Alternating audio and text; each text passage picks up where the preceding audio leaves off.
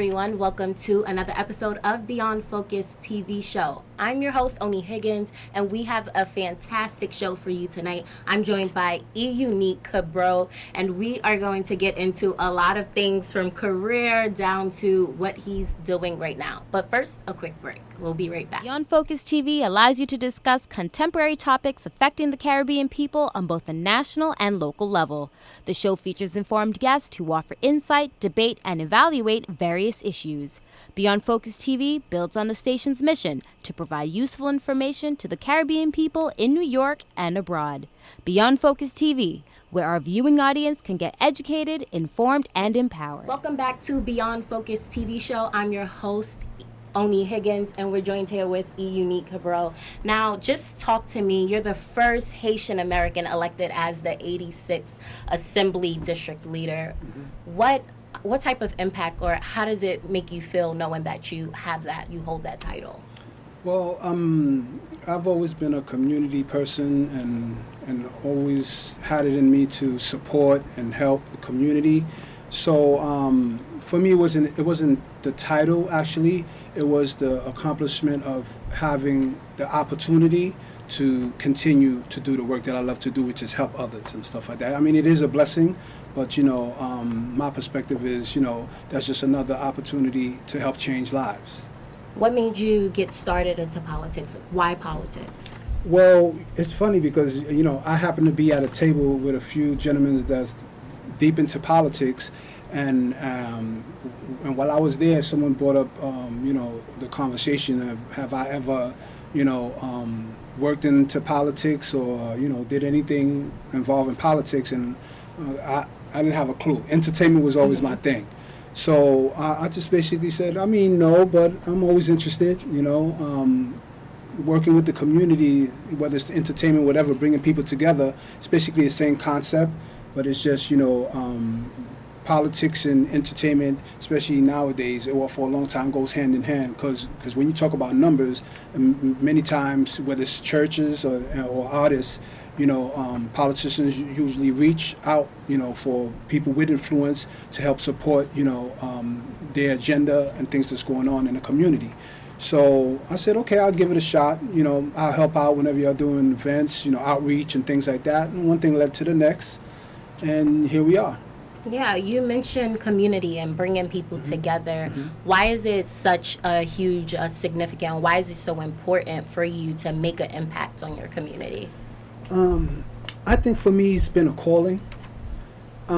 Everything that I've done in my life, when I think about it, it's always been to help others. Like, I may have, my passion and things I like to do, but in a mix of that, I'm thinking, okay, I'm going to build this because I can help this group of people, or I can help the community, or I could help, empower some type of situation. So that's how my mind always worked and things like that.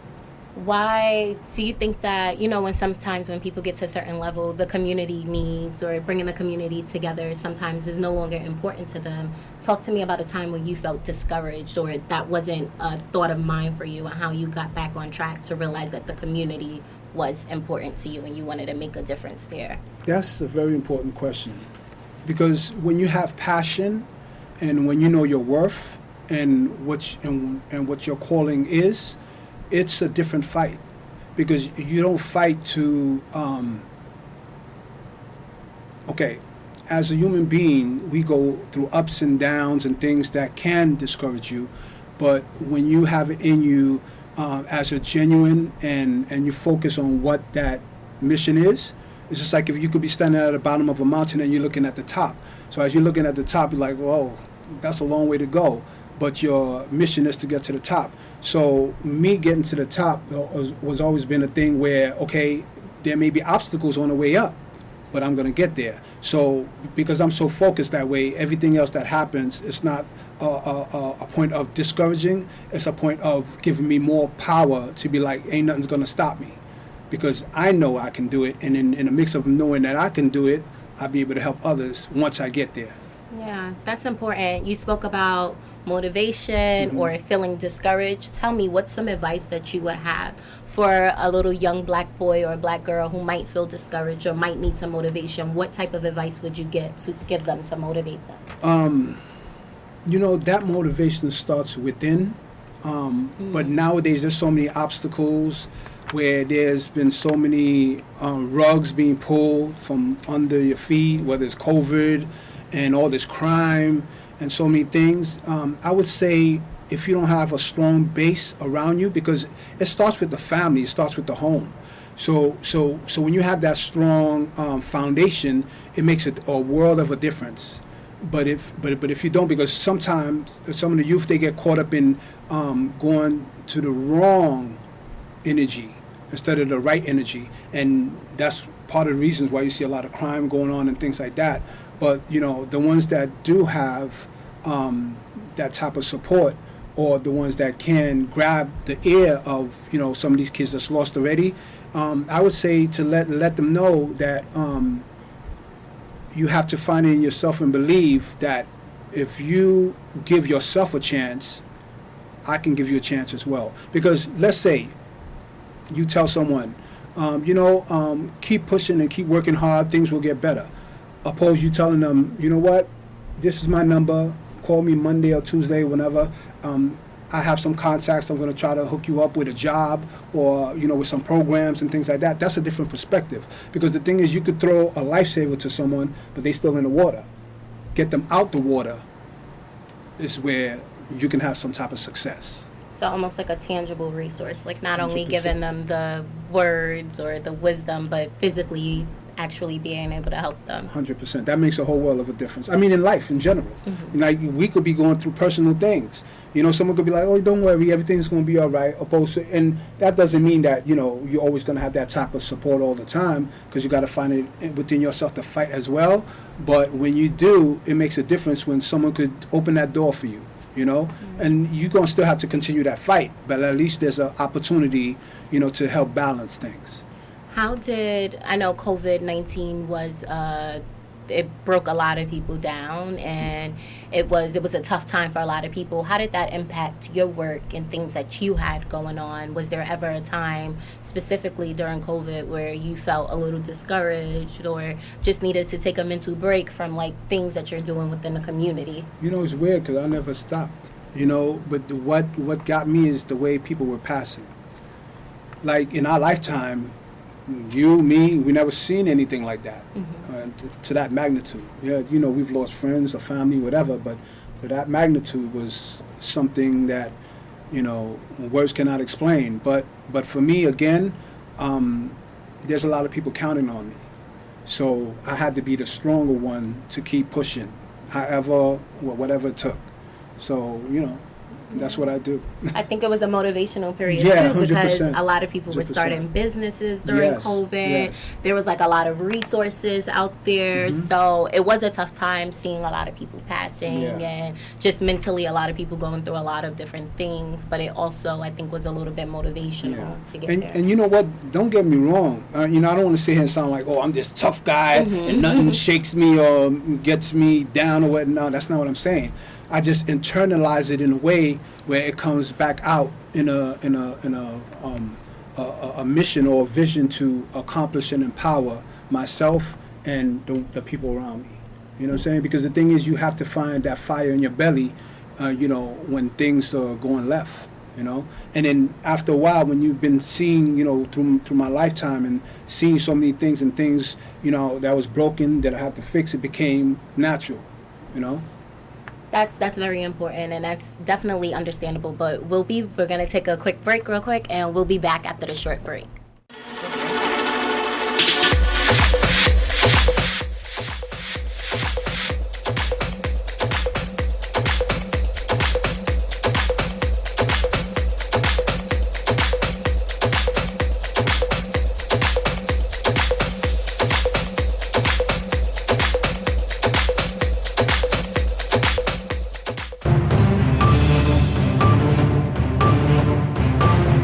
welcome back to Beyond Focus TV show. I'm your host, Oni Higgins, and if you missed our first half, don't worry, we still have Uneek here, and we've been having a great discussion so far. Now, you're a part of the All Lives Matter concert series. Just talk to me a little bit about that initiative and that organization. Okay, well, the All Lives Matter concert series, the initiative was to bring all organizations, cancer, homelessness, AIDS, you name it, together in a humanitarian aspect of humanity is important, and our lives is important. Everyone, you see. So bringing that whole project together was for us to have events where all those voices and all those initiatives together collectively, we have conversations and share ideas and find out how as human beings we could be better and help one another. Sorry. No, it's okay. Why the name All Lives Matter? Because that's a little bit controversial since, COVID, pandemic, everything that's been going on. Why All Lives Matter? Well,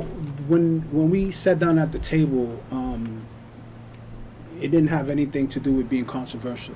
Perfect example, when the earthquake happened in Haiti, all the people from all across the world that supported Haiti, they were not thinking, oh, that's a black country, I'm not going to support them because they black. Mm-hmm.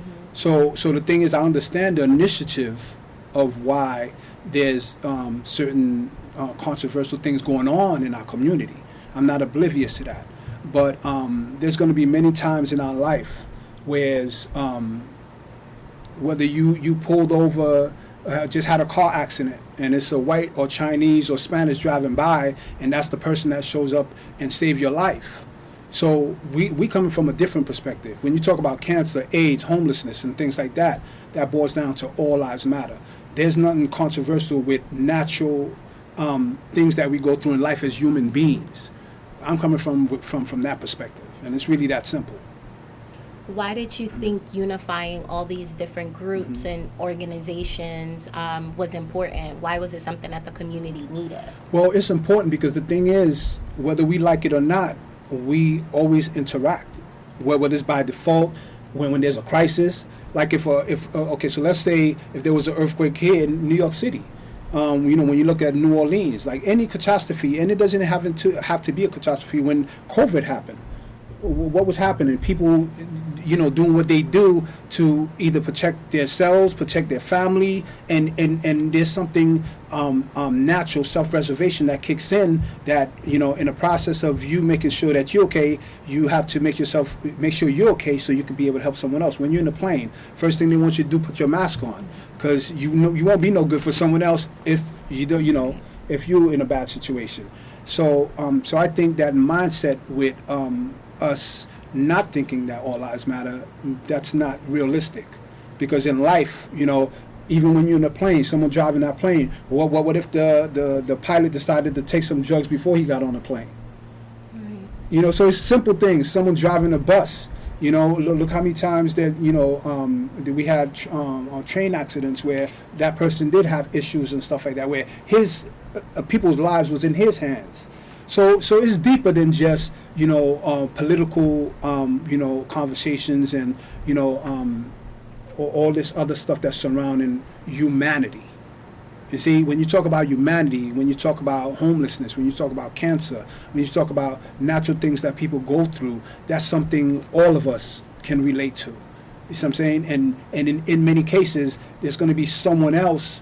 Because not everyone in your family or my family is going to be the one when they rush you in the hospital that's going to be there to take care of you. It's going to be a total stranger, and they may not be black. Mm-hmm. They could be Spanish. They could be other. So it's a general thing of humanity and being able to understand that we are one as much as we think we're not.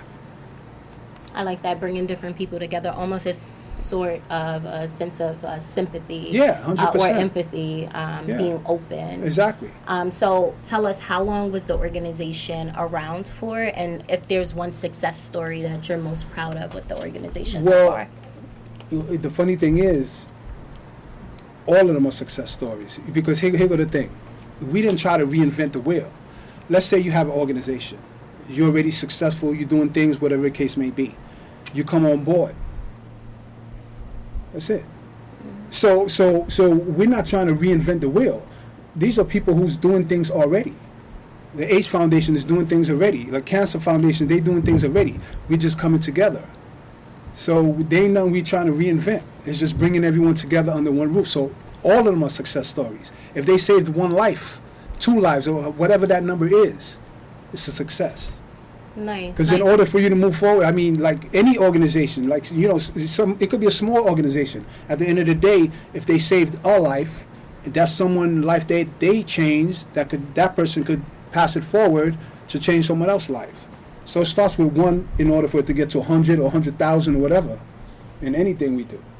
That's very true. So what do you look forward to, or what do you hope All Lives Matter concert series bring to the community? Like, what do you look forward to in the future? To continue to build and to continue to find creative ways to find the people that understand the value of what life means.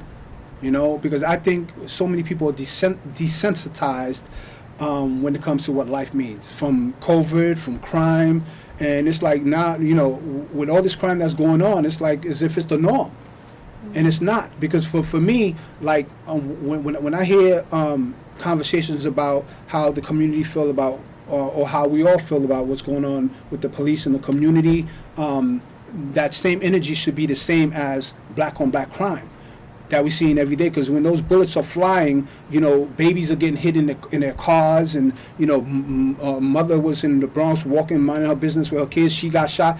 It's out of control. Like, so where's that same energy that everyone had for George Floyd? Because now that bullet is pointed at all of us. I think that's an interesting topic. Where's that energy? Because if those bullets are flying the way they're flying and what we hearing on the news, because it's not exaggeration, it's facts. You know, I've heard people say, oh, people exaggerating. No, they're not exaggerating, because a lot of times, I live in the Bronx, so a lot of times people that I know someone that knew someone, and these are real people getting shot. Mm-hmm. So there's no exaggeration with that. So those bullets are pointing at all of us. But we don't have that same energy that we had for what they felt that the police department was doing. Go figure. That's true. That's definitely true. So how can people get involved in All Lives Matter concert series? Well, it's just a matter of reaching out to the organization and stuff. We have an open policy. Like, there's not a thing where, you know, there's a qualification and whatever the case may be. You as a human being who want to make a difference, you know, you may have your thoughts on certain things that you want to do, and the whole thing is to bring all these movers and shakers to the table, bring people that want to come together for us to continue to help, you know, whoever need help, and however we can do it, you know. Well, Uneek, thank you so much for this little chat. We're going to go back and take a quick break. We'll be right back. Okay.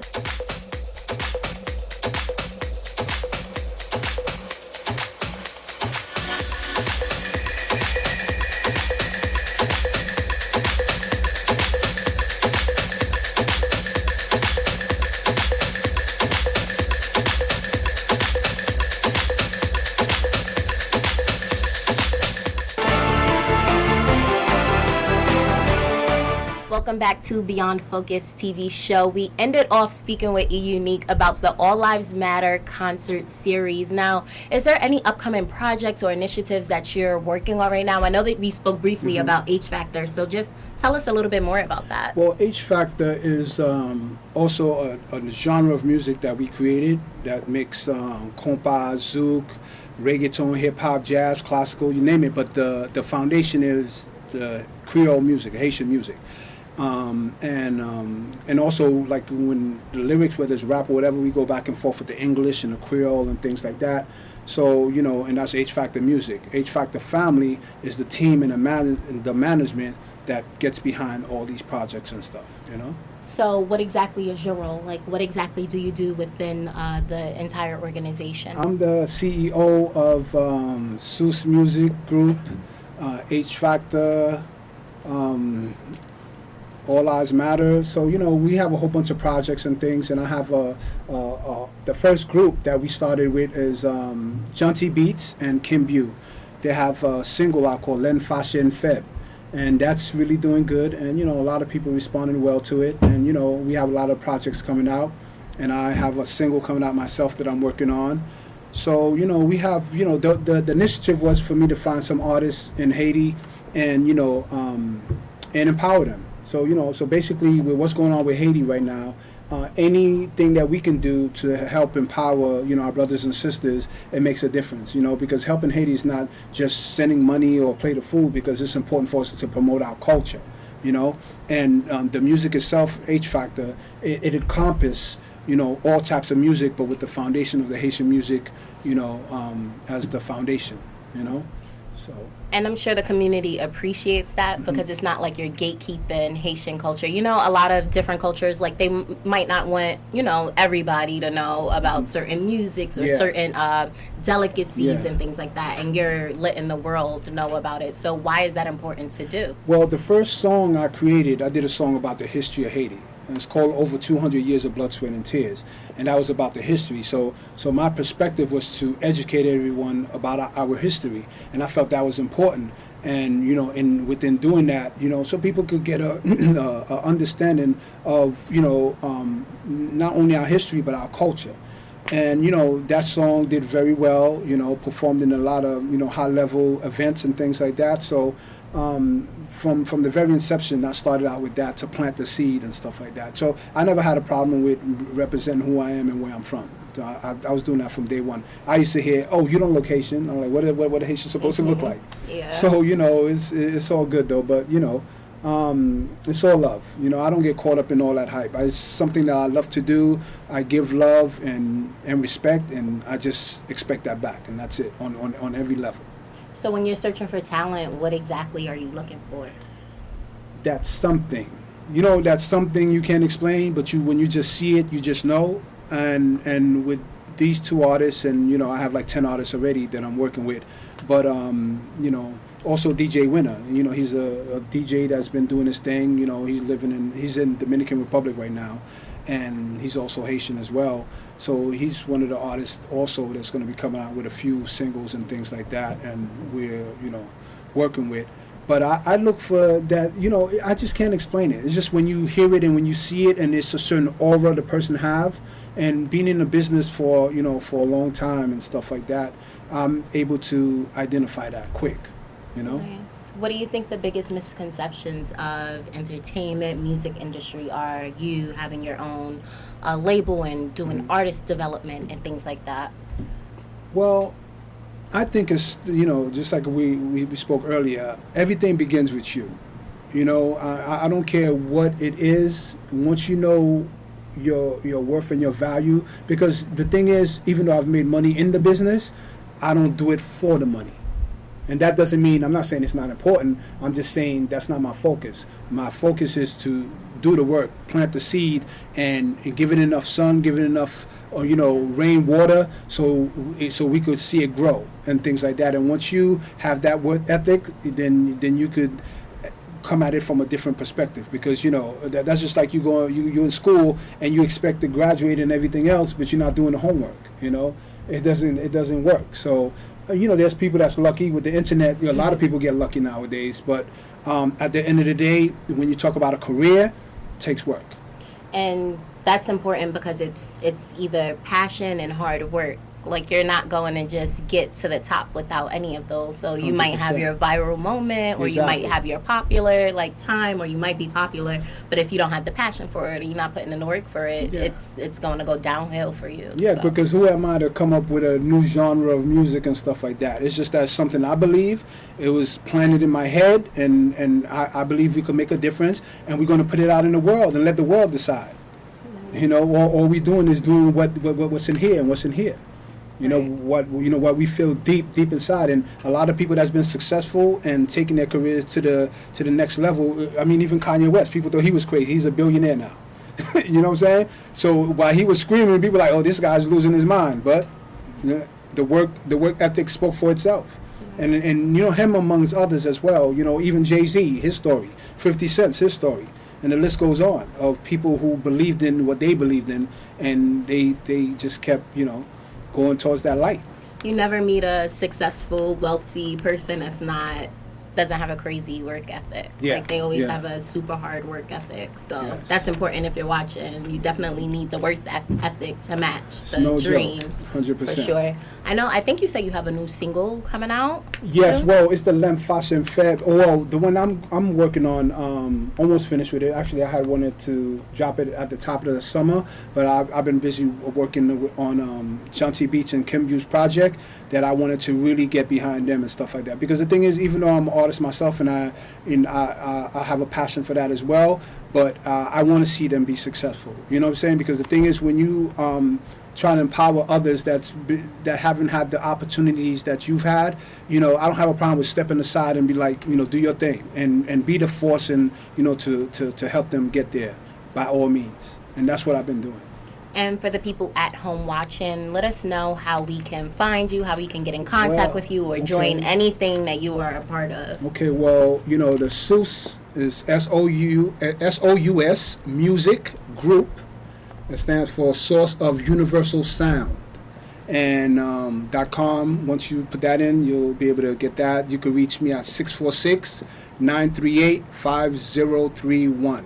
Make sure you support the artists because, a lot of times in our community, oh, that's nice, that's whatever. But, we want to see those numbers. Go on YouTube, hit the like, subscribe, and all that stuff. All that is important. Because the thing is, again, like I said, especially when we talk about Haiti. Haiti's hurting right now, and it's one thing to say, okay, we want to do this, we want to do that, whatever. But helping Haiti, I'm not just trying to take people to Haiti. I'm trying to take Haiti to the world.